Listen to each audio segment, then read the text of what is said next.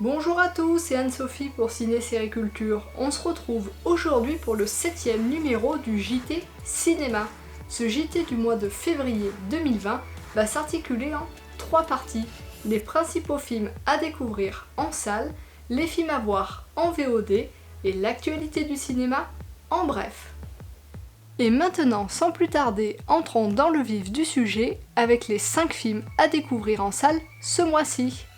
Et on commence tout de suite avec The Gentleman, réalisé par Guy Ritchie, sorti en salle le 5 février. Pour ce nouveau film, le réalisateur de Snatch réunit un casting 5 étoiles, composé notamment de Matthew McConaughey, Hugh Grant, Charlie Hunnam et Colin Farrell. Le même jour est également sorti en salle le premier long métrage de Léo Carman, La dernière vie de Simon. Il s'agit d'un très beau film de genre français qui réunit au casting Benjamin Voisin, Camille Clarisse et Martin Kerman. Le 19 février, vous pourrez découvrir en salle le nouveau film de Clint Eastwood, Le cas Richard Jewell, inspiré d'une histoire vraie avec Paul Walter Hauser, Sam Rockwell et Olivia Wilde entre autres. Le 26 février sortira Mine de rien, le premier long métrage en tant que réalisateur de Mathias Mlécus. Pour cette comédie sociale, il réunit à l'écran des comédiens comme Philippe Rebaud, Arnaud Ducré, Mélanie Bernier ou bien encore Hélène Vincent. Le mois dernier, le film a obtenu le prix du public lors du Festival du film de comédie de l'Alpe d'Huez. Le même jour sortira également Mes heures de gloire, premier long métrage réalisé par Antoine Debarry avec Vincent Lacoste, Emmanuel DeVos et Christophe Lambert. Le film a été présenté dans la section Horizonti lors du dernier Festival du film de Venise. Alors, on regarde quoi sur les plateformes VOD ce mois-ci ? Voici une sélection de 6 films à ne pas rater en février. Et on commence tout de suite par Netflix qui le 1er février dernier a ajouté à son catalogue pas moins de 7 films des studios Ghibli, comme Mon voisin Totoro ou Le château dans le ciel. De quoi rattraper votre retard si vous n'avez jamais eu l'occasion de découvrir l'une de ces pépites d'animation japonaise.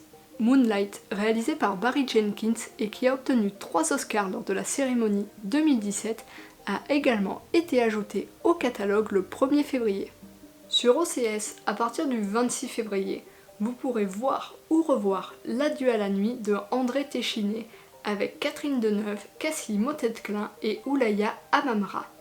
Et enfin, à l'occasion des cérémonies des Césars et des Oscars, Canal+ propose tout au long du mois de février une programmation spéciale cinéma qui vous permettra de voir ou revoir des films comme La Favorite de Yorgos Lanthimos, disponible depuis le 4 février, ou bien encore Vice de Adam McKay, disponible à partir du 8 février.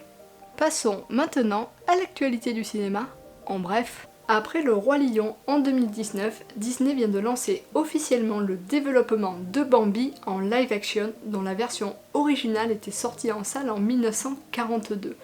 Aucune date de sortie n'est annoncée pour l'instant, mais les spectateurs pourront découvrir en attendant sur grand écran les versions live de La Petite Sirène ou bien encore Pinocchio.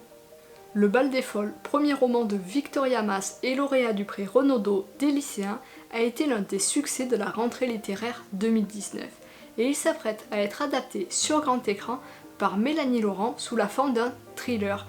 Il s'agira du 6e film de la comédienne en tant que réalisatrice. Pierre Ninet s'apprête à passer derrière la caméra pour réaliser son premier long métrage. Coécrit avec Igor Gottesman à qui l'on doit Five, le tournage de Sans rire se déroulera au premier semestre 2021.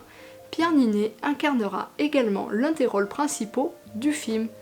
En attendant de découvrir ce nouveau projet, ses admirateurs pourront le découvrir à l'affiche de 3 films lors des prochains mois. Lisa Redler de Nicole Garcia, Boîte noire de Yann Gozlan, sans oublier OSS 117 Alerte rouge en Afrique noire de Nicolas Bedos. Timothée Chalamet a été choisi pour incarner Bob Dylan dans le biopic sur le chanteur qui sera réalisé par James Mangold, à qui l'on doit notamment Walk the Line, le biopic qui revenait sur la jeunesse de Johnny Cash. Le film devrait s'attarder sur la période de transition du chanteur entre folk et rock au milieu des années 60. Et c'est l'américaine Billie Eilish qui a été choisie pour interpréter le titre phare du prochain James Bond Mourir peut attendre, qui sortira en salle au mois d'avril. Pour rappel, la jeune chanteuse de 18 ans vient de rafler pas moins de 5 Grammy Awards lors de la dernière cérémonie, dont celui de la chanson de l'année pour son titre Bad Guy. Et voilà, c'en est fini de ce 7e numéro du JT Cinéma, j'espère qu'il vous aura plu. N'hésitez pas à réagir à l'actualité dans les commentaires. Nous, on se retrouve le mercredi 4 mars pour le 8e numéro.